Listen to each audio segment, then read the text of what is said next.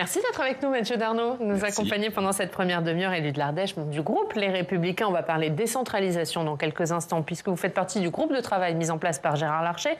Mais d'abord, évidemment, la réforme des retraites. Le gouvernement qui a donc présenté hier son texte en Conseil des ministres. Est-ce que c'est un texte que vous pourriez voter en l'état ? Je considère qu'aujourd'hui, il manque des choses, à mon sens, essentielles. Et d'ailleurs, je suis un peu déçu par les annonces. On nous avait laissé à imaginer des ajustements qui sont pour moi majeurs. Je pense notamment à la question des seniors, je pense notamment à la question des carrières longues. C'est deux sujets sur lesquels on est, et particulièrement me concernant, je suis assez déçu. La question, et c'est pas moi qui le dis, c'est le ministre de cette égalité femmes-hommes, les femmes étant désavantagées par cette réforme. Moi, je considère que la réforme des retraites, elle participe pleinement de notre pacte social. Et notre système des retraites est essentiel à préserver, nous en sommes tous convaincus, mais faut-il encore l'assortir de décisions qui permettent justement de tendre vers une forme d'équité. Il n'y a pas de justice sociale aujourd'hui pour vous dans cette réforme ? Je ne dirais pas qu'il n'y a pas de justice sociale, mais il manque des points qui sont essentiels. Essentiels pour qu'on puisse voter ce texte. En tout cas, c'est ma position. C'est ce qui fait que d'ailleurs je m'étais abstenu lors des propositions du projet de loi de finances, parce que pour moi, une réforme des retraites, elle doit être aboutie. Quand il manque des dispositions sur les carrières longues, moi je viens d'un département où nombre de femmes et d'hommes ont eu des carrières longues, et aujourd'hui ce sujet des 44 ans m'interpelle. Comme la Juste question... pour qu'on soit bien clair, aujourd'hui il y a des Français qui devront cotiser 44 annuités pour atteindre l'âge de départ, même si pour les carrières longues il y a en dessous de 64 ans. Vous dites aucun Français ne devrait cotiser 44 ans ? Je considère que quand on a une carrière longue, et qui dit carrière longue dit souvent carrière parfois pénible, parce qu'il y a souvent un cumul de ces deux paramètres. Oui, à mon sens... Mais le gouvernement dit que c'est déjà le cas aujourd'hui, qu'il y a déjà des Français qui sont obligés de cotiser 44 ans. Pour partie, mais je pense que c'était le temps et la capacité d'avoir des ajustements. Et puis, sur le sujet des seniors, il faut quand même que l'on ait quelques garanties. On entend que structurellement les choses évoluent, mais on doit, je pense, apporter dans cette réforme des garanties qui aujourd'hui n'y sont pas. Alors, des garanties, ça veut dire des sanctions sévères pour les entreprises ? Mais on n'est pas à des sanctions sévères. Pour l'instant, l'index senior, c'est tout sauf des sanctions sévères. On aurait pu avoir des éléments, alors je ne sais pas si le bonus-malus en fait partie, mais il faut qu'il y ait quand même quelques garanties. C'est pour moi important, parce que c'est une des modifications structurelles qu'apporte cette réforme. Alors, je fais confiance aux débats qui auront lieu au Parlement. J'y crois profondément. Peut-être d'ailleurs à tort, si j'en juge par les déceptions que nous avons eues, notamment à l'occasion du projet de loi de finances. Je pense à tout ce qui concernait l'accompagnement des territoires, des communes. J'espère qu'il en sera. Vous pensez que le gouvernement ne vous écoutera pas ? Je note dans l'attitude qu'on nous avait annoncé quelques ajustements, quelques assouplissements. Quand j'observe ce qui a été présenté hier, oui, je suis un peu déçu. Est-ce que c'était le bon calendrier pour présenter cette réforme ? Clairement non, je ne le crois pas. Alors, y a-t-il un bon calendrier ? C'est la question qu'on doit se poser. Mais je pense qu'aujourd'hui, je ne sais pas si tous les éléments, au regard de la situation économique, sociale, c'était le bon moment pour introduire cette réforme. J'ajouterai un autre paramètre. Je pense que c'est un sujet suffisamment important, voire essentiel, pour qu'on y consacre un peu plus de temps, pour permettre à cette réforme d'être un peu plus aboutie qu'elle ne l'est aujourd'hui. C'est-à-dire... On a confondu un peu vitesse et précipitation. Je pense que c'est une réforme qui, peut-être plus que d'autres, doit faire l'objet d'une large concertation. Un peu plus de temps, ça veut dire qu'il aurait fallu attendre avant de présenter cette réforme, ou un peu plus de temps, ça veut dire qu'il n'aurait pas fallu utiliser le 47.1 qui limite la durée des débats au Parlement ? Alors, les deux. Après, on a souvent dit que les débats précédents avaient été plus courts. Moi, je pense que l'actuelle majorité ne doit pas oublier qu'à l'Assemblée nationale, elle ne dispose que d'une majorité relative, ce qui l'oblige. Et en l'espèce, je pense qu'il eût été nécessaire d'avoir un petit peu plus de temps pour le débat, mais aussi pour la préparation et la présentation de cette réforme. Donc il fallait attendre. Donc, présenter en ce mois de janvier, pour vous, c'était trop tôt. Oui, et le 47.1, c'est pas la bonne méthode. Un mot juste sur les LR, puisqu'à l'Assemblée nationale, il y a des députés, les Républicains, qui ont dit qu'ils ne voteraient pas ce texte en l'état, contrairement à la ligne d'Éric Ciotti. Est-ce qu'il y a de la place pour les divisions dans votre parti ? Mais encore une fois, je pense qu'il faut aborder ce texte comme il doit être abordé. Je ne sais pas si ça n'est qu'affaire de groupes politiques et de partis. Je pense que d'ailleurs, si on adopte cette méthode, on ne va pas suffisamment, pour moi, rentrer dans le débat utile pour justement permettre à cette réforme de prendre en compte ce qu'elle ne prend pas en compte aujourd'hui. Donc moi, je pense que chacune et chacun, à ce stade de la discussion, doit pouvoir s'exprimer et pointer du doigt ce qui manque, encore une fois, à cette réforme des retraites. On va parler des élus locaux, de la décentralisation, puisque un groupe de travail dont vous faites partie est mis en place par Gérard Larcher. On va faire le point avec notre journaliste parlementaire Alex Moussard.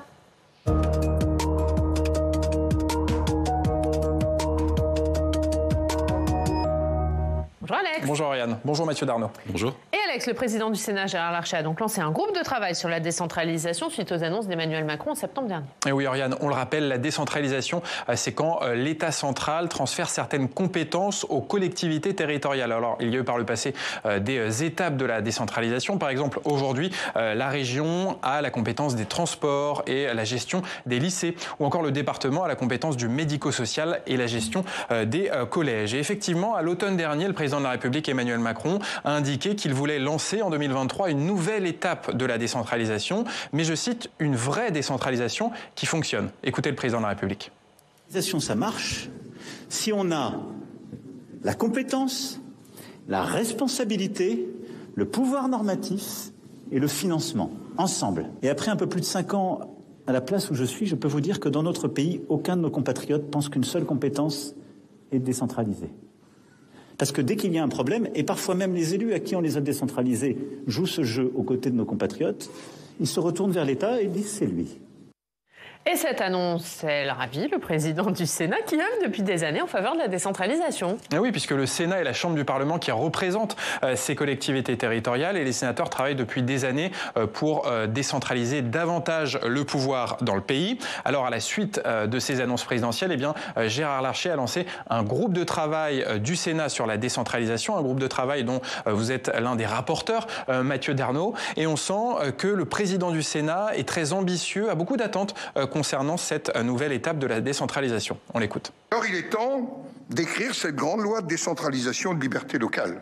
Ce n'est pas que d'un texte de répartition nouvelle de compétences, de réorganisation de l'État ou d'organisation différenciée de nos territoires dans une République une et indivisible dont nous avons besoin. C'est plus que cela.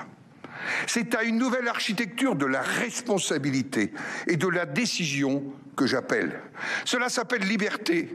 Cela rompt avec la verticalité. Il faut en quelque sorte se refonder. Il faut oser tout simplement. Voilà pour les attentes de Gérard Larcher. Alors parmi les axes de réflexion de ce groupe de travail du Sénat sur la décentralisation, il y a déjà l'objectif de clarifier les compétences des collectivités territoriales.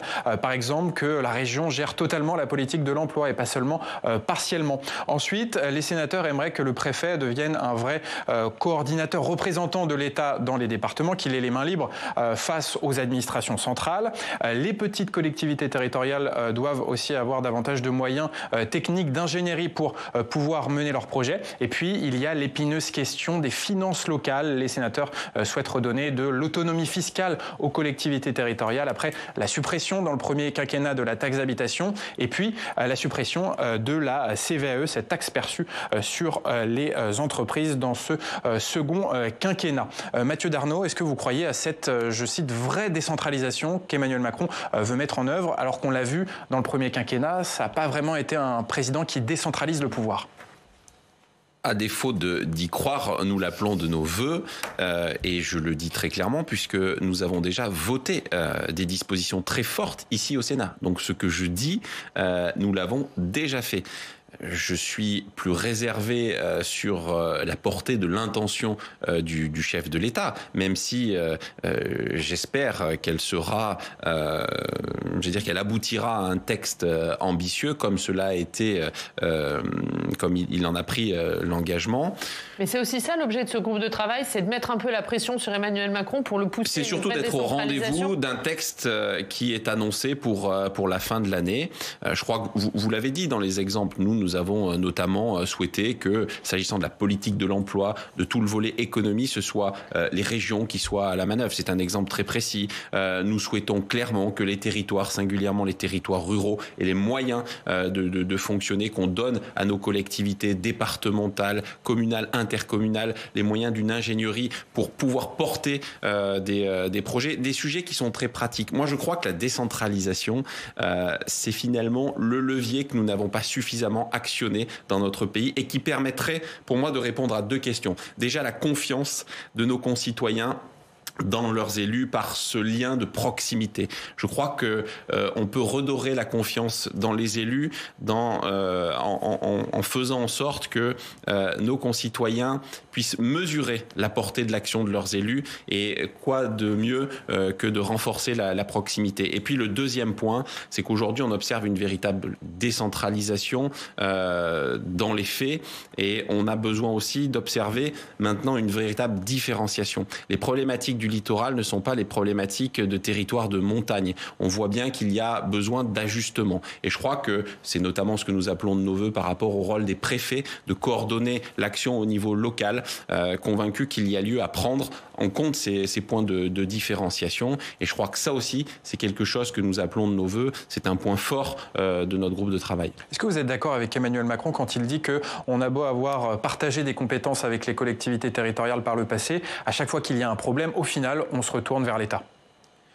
Oui, alors l'État fait en sorte aussi qu'on se retourne vers lui. Je pense que c'est quelque chose que nous avons suffisamment pointé du doigt. À un moment donné, la décentralisation, c'est cette volonté de donner aux collectivités, départements, régions, communes, les moyens d'exercer les compétences qui leur ont été transférées, et pas à chaque fois d'avoir la main invisible de l'État qui finalement minore la portée du transfert de la compétence.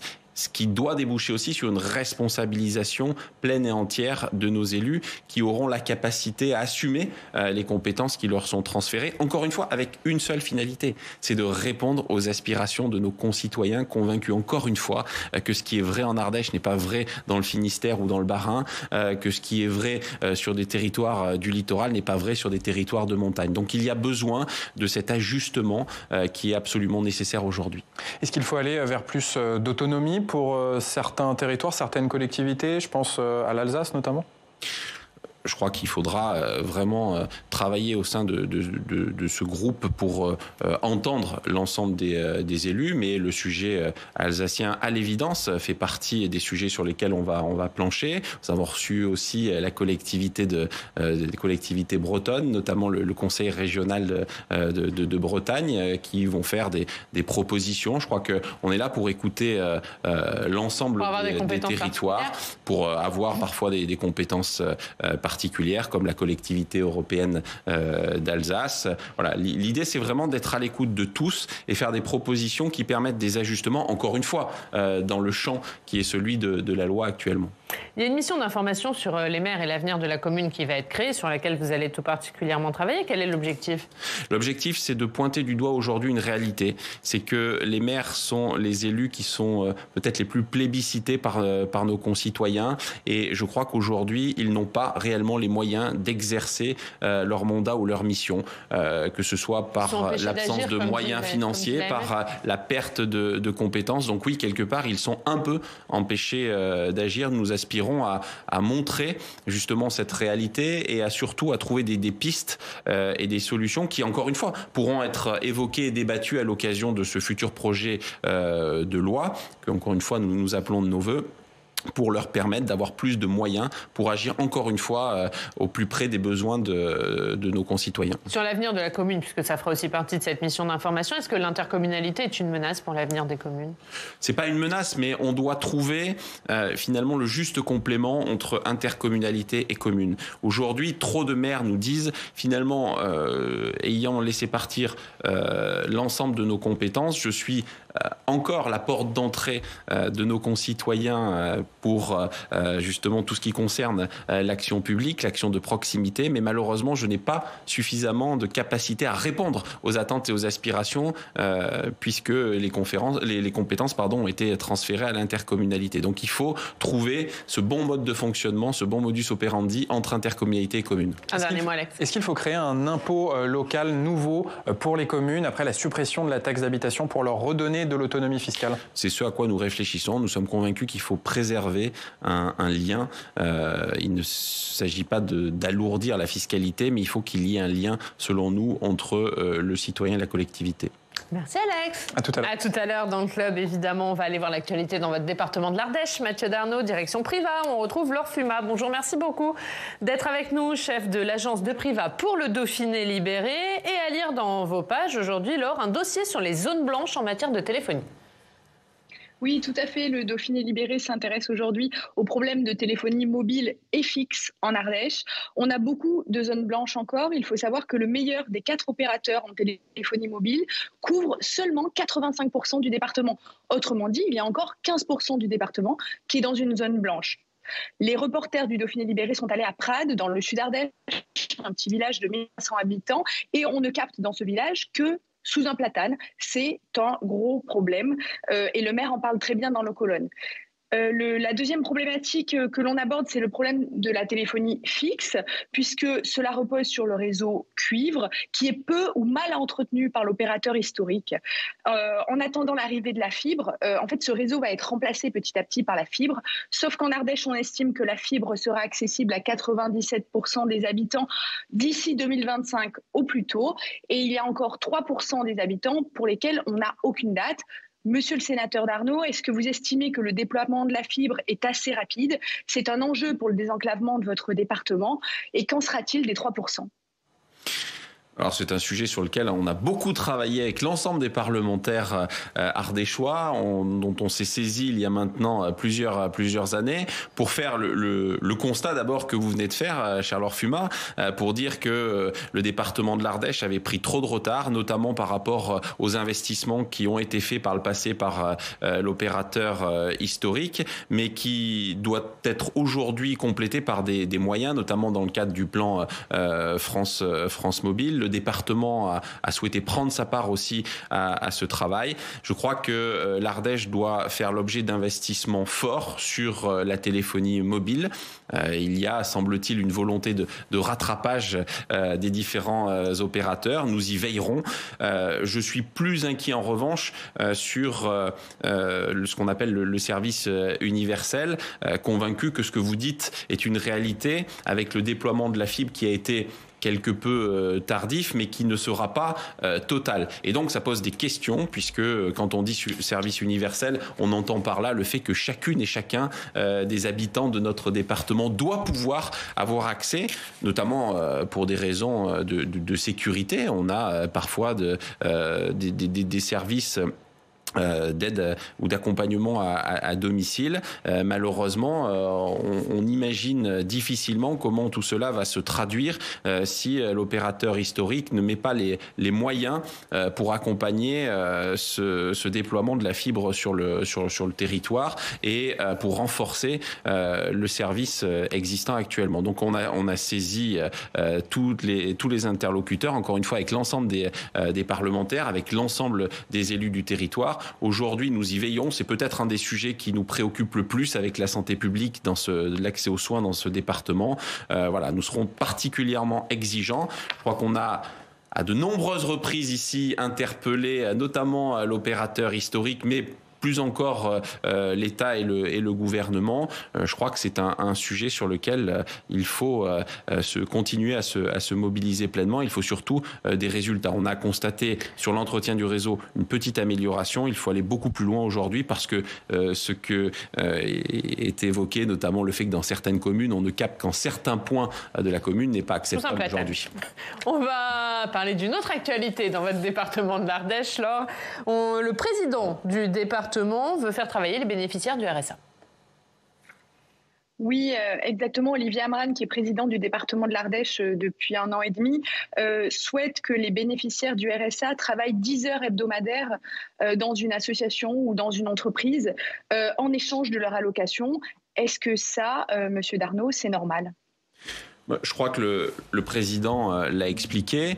Il a souhaité, et malheureusement, le département n'a pas été retenu, faire partie de l'expérimentation qui a été évoquée par le gouvernement. Nous regrettons que l'Ardèche n'ait pas pu être retenue. Je crois que l'aspiration portée par la majorité et le président du département, c'est justement faut croire que ça répond à un besoin, que ce soit de la part des bénéficiaires ou que ce soit de la part du monde économique, de permettre justement à chacune et à chacun de retrouver la voie de l'emploi. Et si j'en juge par la baisse du nombre de bénéficiaires conjugué à cet accompagnement par les acteurs économiques, c'est plutôt quelque chose de positif. Alors je veux surtout pas qu'on tombe dans la caricature. Il ne s'agit pas d'obliger coûte que coûte. Il y a bien sûr cette problématique sociale, cette problématique de l'insertion, et celui qui vous parle, je veux dire, à 2 parents qui sont des travailleurs sociaux, donc je mesure l'importance de l'insertion par le travail, la dimension sociale.